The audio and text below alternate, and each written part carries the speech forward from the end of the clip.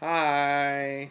Okay, so today is December 7th, December 8th, and it's Monday, and it is 8:58 p.m., and I was asked by Elton to create a video, two videos that he wanted posted today, because the topic for this week, and well, there are two topics. The first video was supposed to be in reference to what our worst fear is, and the second video is in reference to what our biggest, what was it? What has affected us the most? What was the most traumatic thing that's ever happened to me? Or what was the lowest point in my life? And I apologize. I really am sorry. I know you don't even care, and you're like, whatever, Marcus. Okay, whatever. Elton, I'm not posting two videos today. I know you hate me, and you think I'm a rebel, and you think I don't care about the channel. It's not true. That's not true. I had a very busy day, everyone. I was helping run the auditions for Spider-Man. It's going to be a new musical, and it's not going to happen until June. But I was doing that all day, and I'm really sorry. But I'm here right now, and I'm going to let you know some truth. I'm going to give you two worst things that... These are my two biggest fears. My two biggest fears. My number one, I think, biggest fear is that, because we all know from past videos that I've had a history of not being monogamous and being unfaithful.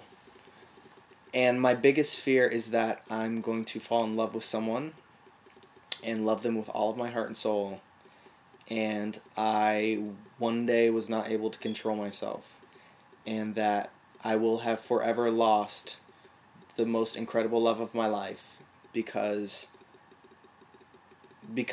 I had a moment of weakness.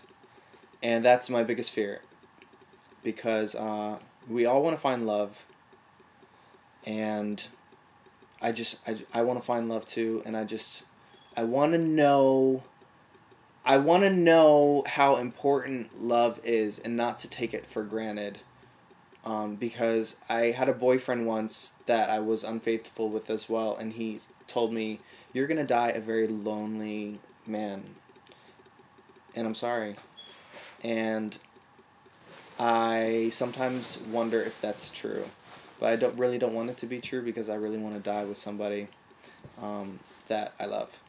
So with that said, my biggest fear is losing somebody I care about with all of my heart, because I had a moment of weakness and they needed to leave. So that's my number one biggest fear. Okay, now my second one, get this. So I was it was early this morning, and they needed two tracks for the audition. And for some reason, Daniel, the choreographer, didn't bring his computer, and he didn't burn it on a CD, and which is peculiar, because he usually always comes pretty prepared. And for some reason, I brought my computer, and I wasn't going to, but I did. And I was like, "Oh, well, Danny, you can burn it on my Mac." So he's like, "Oh, great. Well, he had blank CDs. Well, I have a history of... I like to watch porn a lot. But I have to cut it down, because I think it has something to do with my infidelity. Anyhow, so I was afraid, because all of a sudden the woman running the audition was like, "Oh yeah, I can take care of it." And I was like, and I looked at my desktop, and I was like, "Oh, I need to clean my desktop right away." And I just came, and I wasn't even thinking. And of course, I didn't have any pornography on my desktop, but I had it, I got it in a couple files. And I was like, "Oh my gosh, clean it," because I could just imagine them being like, "Oh, let's upload. Oh, fuck," and I definitely don't want that to happen. So that's the second worst fear, is all of a sudden, like, I'm giving like a slideshow presentation to, Warner Brothers, and all of a sudden it breaks into, Jeff Palmer, and I don't even know. Yeah. Okay, now let me move on to my lowest point in my life.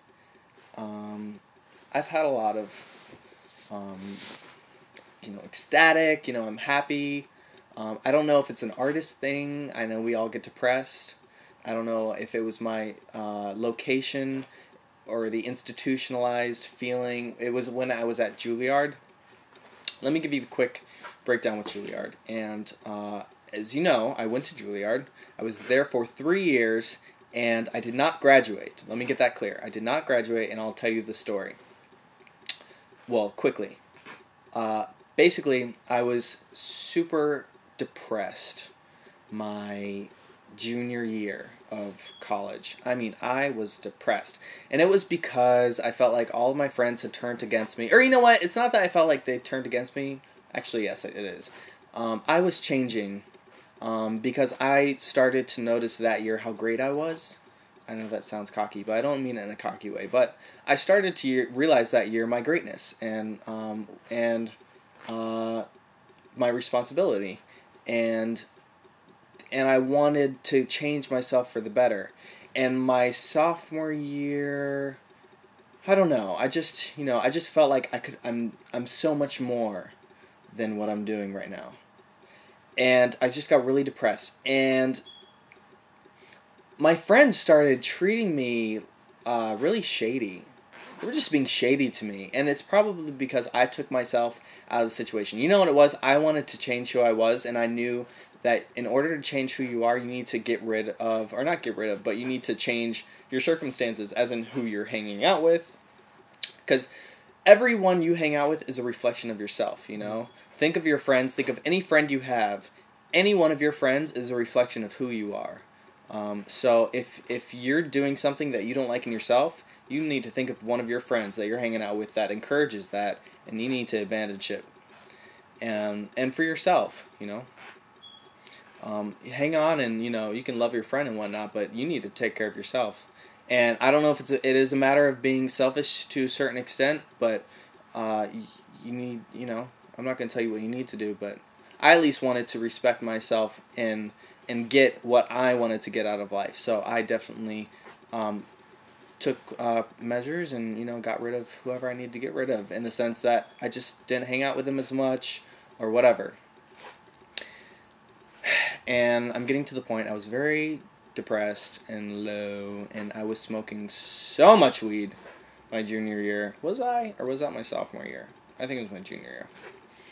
And, so it gets to the point where I'm already depressed, and it's my 3rd year in Juilliard, and I really don't want to be there anyways, even though I maybe didn't see it at that point. And the only reason I thought I might have wanted to stay was because it was like a safety blanket, But basically, you need to pass anatomy at Juilliard in order to get your BFA. And I've always been one. Did Elise fart? Oh my gosh.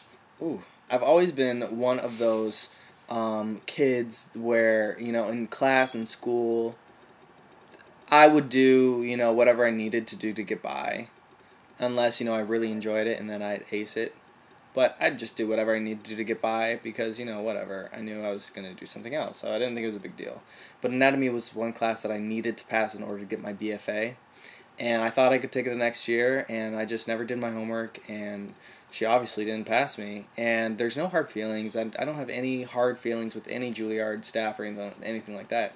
It just came down to the point where it was like, okay, Marcus, well, you actually can't take this the next year, so your only choice is you can come back next year, but you're going to have to get your diploma. And I was like, I did not come to Juilliard to get my diploma. I came to get my BFA, and if I'm not getting my BFA, I'm leaving. And that's what it came down to. So I left. And I was really scared because the only thing I had at that time was I was going to play the Scarecrow in Ithaca, New York.